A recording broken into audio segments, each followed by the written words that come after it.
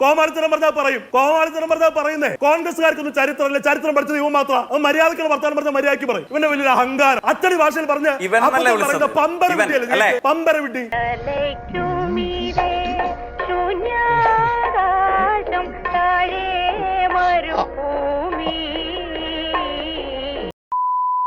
ചരിത്രബോധമുള്ള നമ്മുടെ നാട്ടിലെ മനുഷ്യരുടെ പട്ടികയിൽ എത്ര കോൺഗ്രസ്സുകാരുണ്ട് എന്ന് ചോദിച്ചാൽ വളരെ അപൂർവം എന്ന് സൂചിപ്പിക്കാൻ കഴിയുന്ന ഒരു എണ്ണമായിരിക്കും ഉണ്ടാവുക.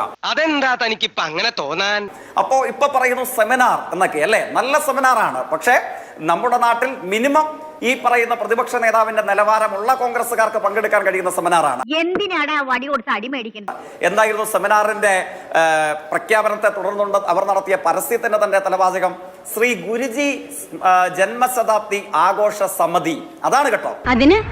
അതിനൊന്നുമില്ലേ. ഇപ്പം പിണറായി വിജയൻ അദ്ദേഹത്തിന്റെ ഫേസ്ബുക്ക് പോസ്റ്റിൽ ഇതിലൊരു സമയം കൂടി പറയുന്നുണ്ട്. ആ സമയം നമ്മൾ ശ്രദ്ധിക്കേണ്ട ഒരു സമയമാണ്. അതായത് 2006 ഫെബ്രുവരിയിലാണ് ഈ സെമിനാർ നടന്നത്. പക്ഷെ ആ സെമിനാറിന്റെ പോസ്റ്റർ എന്റെ കയ്യിലുണ്ട്. 2006 ഡിസംബർ 31 ഞായറാഴ്ച ഉച്ചയ്ക്ക് 3 മണിക്കാണ്. അതായത് ആ തെരഞ്ഞെടുപ്പ് സ്വാഭാവികമായും തെരഞ്ഞെടുപ്പ് ഏപ്രിലാണ്.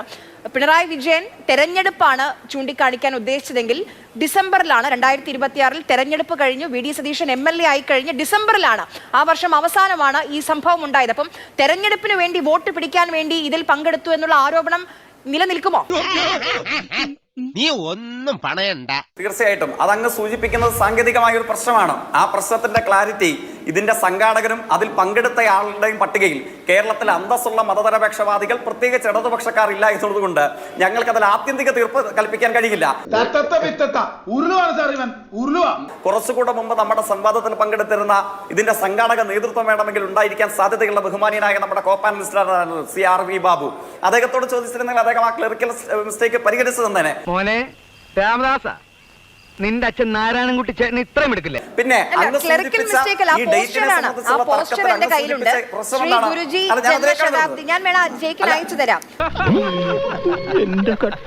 ശ്രീ ഗുരുജി ജന്മശതാബ്ദി ആഘോഷ സമിതി സംവാദം, വിഷയം മതഭീകരവാദവും മുന്നണി രാഷ്ട്രീയവും, 2006 ഡിസംബർ 31 ഞായർ ഉച്ചയ്ക്ക് 3 മണിക്ക്. എന്തൊക്കെ പറഞ്ഞാലും പരിപാടി തന്നെയാണ്. പിണറായി വിജയൻ ഫെബ്രുവരി എന്ന് പറഞ്ഞത് ആ ഫെബ്രുവരി അണ്ടർലൈൻ ആവുന്നത് ഏപ്രിൽ നടക്കുന്ന തെരഞ്ഞെടുപ്പാണ്. ഇവിടെ ഡിസംബറാണ്. തെരഞ്ഞെടുപ്പ് കഴിഞ്ഞ് വി ഡി സതീശൻ MLA ആയതിനു ശേഷമാണ് ഈ പരിപാടിയിൽ പോയിട്ടില്ല എന്ന് അദ്ദേഹം പറയുന്നില്ല. അതുകൊണ്ട് പോയിട്ടുണ്ട് എന്നുള്ളത് വസ്തുത. അപ്പൊ പോയത് തെരഞ്ഞെടുപ്പിൽ ജയിച്ച് MLA ആയതിനു ശേഷമാണ് ജയിച്ചത്. അപ്പൊ ഇതിന്റെ സംഘാടകർ പദവി അലങ്കരിച്ചിരുന്ന RSSകാരുടെ ഒപ്പമോ ആ പരിപാടി ഉദ്ഘാടനം ചെയ്ത് RSSനെ അനുഗ്രഹിക്കാൻ മാത്രം അവർ സ്ഥാനം നൽകിയ ബഹുമാനിയനായ നമ്മുടെ പ്രതിപക്ഷ നേതാവ് ശ്രീ VD സതീശനോടൊപ്പമോ ഞങ്ങളുടെ രാഷ്ട്രീയത്തിൽപ്പെട്ട ആരും ഉണ്ടായിരുന്നില്ല. അപ്പൊ അവർക്ക് ആ കാര്യത്തിൽ കൃത്യമായ തീയതി എന്നായിരുന്നു RSS നേതാവിന്റെ മുമ്പിൽ തൊഴുകൈകളോടുകൂടെ വിനീത വിധേയനായി നട്ടല് വളച്ച് ബഹുമാനിയ VD സതീശൻ നിന്ന് എന്നായിരുന്നു എന്ന് വേണമെങ്കിൽ ഇപ്പൊ നമ്മുടെ പാനലിൽ അവശേഷിക്കുന്ന കോൺഗ്രസ് പ്രതിനിധിയോട് ചോദിച്ചാൽ അദ്ദേഹത്തിന് വേണമെങ്കിൽ അക്കാര്യത്തിൽ മറുപടി പറയാൻ കഴിയും. തുടക്കത്തിൽ ഉടക്കാനാണ് ഭാവമെങ്കിൽ തന്റെ ക്ലോസറ്റ് കഴിയുന്ന ബ്രഷ് പോലത്തെ തലയുണ്ടല്ലോ പൊളിച്ചടിക്ക് പെട്ടിലാക്കി പേഴ്സലാക്കി കളിഞ്ഞു. അത് പിണറായി പറയുന്നത് പോലെ ഫെബ്രുവരിയിലല്ല, അത് 2006 ഡിസംബർ 31 ഞായറാഴ്ച 3 മണിക്കാണ് ഞങ്ങളുടെ നേതാവ് RSS ആയ നമ്മുടെ ഗോൾവൽക്കറുടെ വാർഷികം ആഘോഷിച്ച് അത് ഉദ്ഘാടനം ചെയ്ത് തൊഴിൽകൈകളോടുകൂടെ നിലവിളക്ക് കൊളുത്തിയ തീയതി തെറ്റാണ്. അക്കാര്യത്തിൽ പിണറായി നുണ പറഞ്ഞിരിക്കുന്നു എന്നൊരു വാദം വേണമെങ്കിൽ കോൺഗ്രസ് പ്രതിനിധിക്ക് ഉന്നയിക്കാം. തെരഞ്ഞെടുപ്പ് മുന്നിൽ കണ്ട് എന്നുള്ള ആരോപണത്തിന്റെ പ്രത്യേകത എന്താണ്? 1996 ഇടതുപക്ഷ ജനാധിപത്യ മുന്നണിയുടെ MLA ആയിട്ടുള്ള ശ്രീ P രാജുവിനെതിരെയാണ് അദ്ദേഹം മത്സരിക്കുന്നത്. ആ തെരഞ്ഞെടുപ്പിൽ ദയാരഹിതമായ പരാജയം ഏറ്റുവാങ്ങേണ്ട വന്നു. അവിടുത്തെ കോൺഗ്രസിന്റെ പ്രതീകമായി തെരഞ്ഞെടുപ്പിൽ സ്ഥാനാർത്ഥിയായിട്ട് വന്ന ഇപ്പോഴത്തെ പ്രതിപക്ഷ നേതാവിന് ഞാൻ വേണ്ടെന്ന് വെച്ചിരുന്നതാ. തെരഞ്ഞെടുപ്പ് പരാജയം ഏറ്റുവാങ്ങേണ്ട വന്നതിനെ തുടർന്ന് ഈ തെരഞ്ഞെടുപ്പ് പരാജയത്തെ മുറിച്ചു കടക്കാൻ എങ്ങനെ RSSന്റെ വോട്ട് സമാഹരിക്കാം, RSSുമായി ധാരണയിലെത്താം, ആ ഡീൽ പരിശോധന നടത്തി വിജയകരമാക്കി RSSന്റെ വോട്ടും വാങ്ങി ഈ മാന്യൻ MLA ആയി.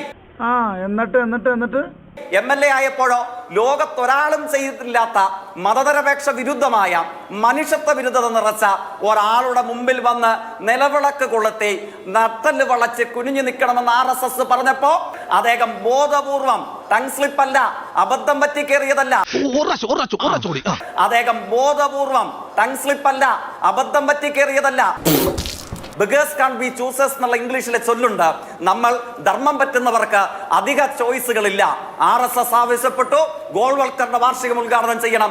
ഗോൾവൽക്കറിന്റെ മുമ്പിൽ പഞ്ചപുച്ഛമടക്കി നിലപാടുകൾ പണയം വെച്ച് മതനിരപേക്ഷതയെ ഒറ്റുകൊടുത്ത് വർഗീയതയ്ക്ക് മുമ്പിൽ നിങ്ങൾ കുനിഞ്ഞു നിൽക്കണമെന്ന് ആവശ്യപ്പെട്ടപ്പോ ഉപാധിരഹിതമായി കണ്ടീഷൻലെസ് എന്ന് നമ്മൾ പറയാറുണ്ട്, വിത്തൗട്ട് എനി കണ്ടീഷൻ ഉപാധിരഹിതമായി RSSന്റെ ആവശ്യത്തിന് വഴങ്ങി. ഒരു യുദ്ധം ഒഴിവാക്കാൻ കാല് പിടിച്ചപ്പോ തലക്കയറിയിരുന്ന് മുടിവെട്ട. ഇവിടെ ഈ ജയിക്ക് ഉന്നയിച്ച ചില കാര്യങ്ങളുണ്ടല്ലോ, അദ്ദേഹം ഉന്നയിക്കുന്ന രീതി, അദ്ദേഹത്തിന്റെ ഭാവം, അദ്ദേഹം എന്താ പറയുന്നത്? ചരിത്രം ബോധമുള്ള കോൺഗ്രസ്സുകാർ വളരെ അപൂർവമാണല്ലോ എന്നൊക്കെ അച്ചടി ഭാഷയിൽ പറഞ്ഞാൽ ഇവരൊക്കെ ചരിത്രം അരക്കി കുടിച്ച് 1 വീതം 3 നേരം എന്ന് പറയുന്ന പോലെ ഹോമിയോ ഗുളിക കഴിക്കുന്ന പോലെ ചരിത്രം പഠിച്ച ആളുകളാണോ? പിന്നെ ജയിക്കിന്റെ ആശാനായ പിണറായി വിജയൻ എന്താ പറഞ്ഞത്?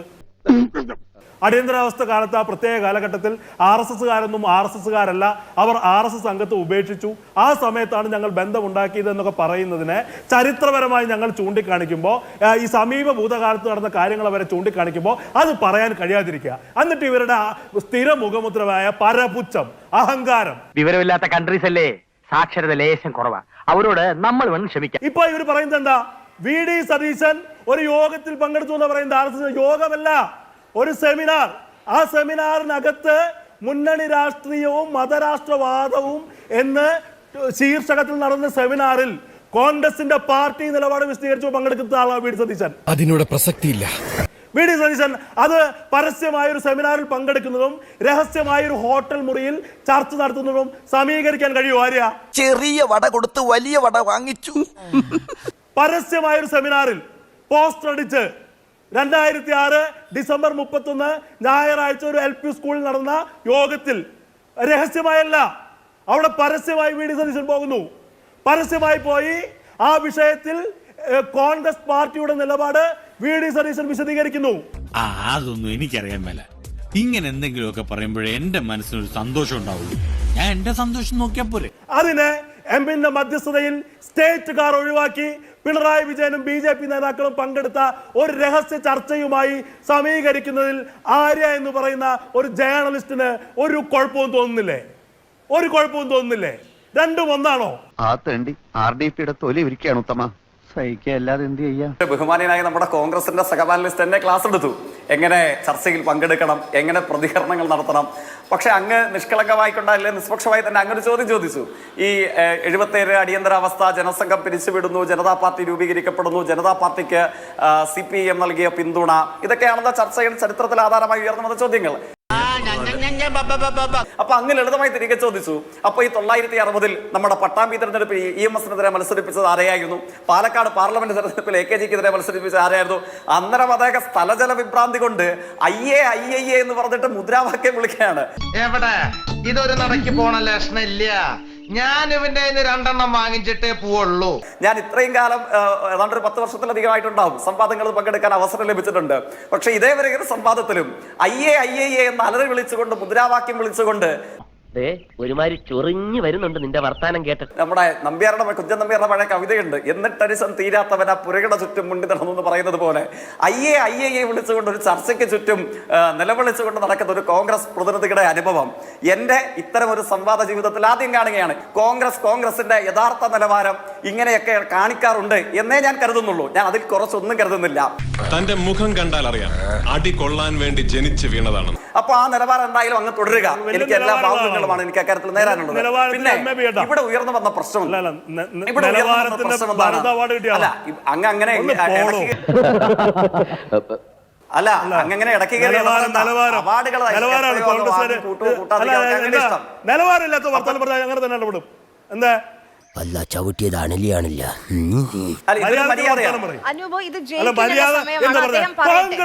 കോൺഗ്രസുകാർ ചരിത്രമില്ലാത്ത ആളുകളാണ്. ഇങ്ങോട്ട് വരണ്ട. ഈ കൈ മുദ്ര അടിക്കാൻ മാത്രമല്ല, തീർക്കും ഞാൻ, ഇന്ന് തീർക്കും ഞാൻ.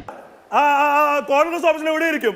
മര്യാദക്ക് കോൺഗ്രസുകാർക്ക് ചരിത്രം അറിയില്ല. മറ്റുള്ളവരെ പരിഹസിക്കലും AK സെന്ററിൽ മതിയോ? AK സെന്ററിൽ മതി. AK സെന്ററിൽ ചരിത്രം ചരിത്രബോധമുള്ള കോൺഗ്രസ് അപൂർവം. താങ്കൾ ആ പറഞ്ഞ പരിഹാസം IAEA മുദ്രാവാക്യത്തെ സംബന്ധിച്ച് എനിക്ക് രണ്ട് വാചകത്തിൽ പ്രതികരിക്കാൻ തോന്നി. ഇങ്ങനെ പേടിക്കലടാ ആണുങ്ങളെ വില കളയാനായിട്ട്. അല്ല, ഇവനല്ല ജയിക്കിന്റെ ചരിത്രം വാചകമാണ്. പഠിച്ചത്. ഇവൻ വലിയ ചരിത്രക്കാരൻ, കോമാളി. ചരിത്രം കോമാളിയാണ് ജയിക്ക്, കോമാളി.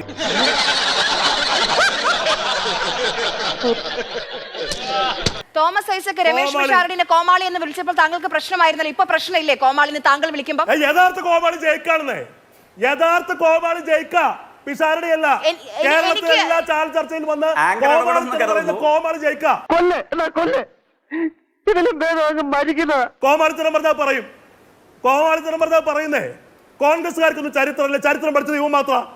അത് മര്യാദക്കുള്ള വർത്താനം പറഞ്ഞാൽ മര്യാദയ്ക്ക് പറയും. ഇവന്റെ വലിയൊരു അഹങ്കാരം അച്ചടി ഭാഷയിൽ പറഞ്ഞ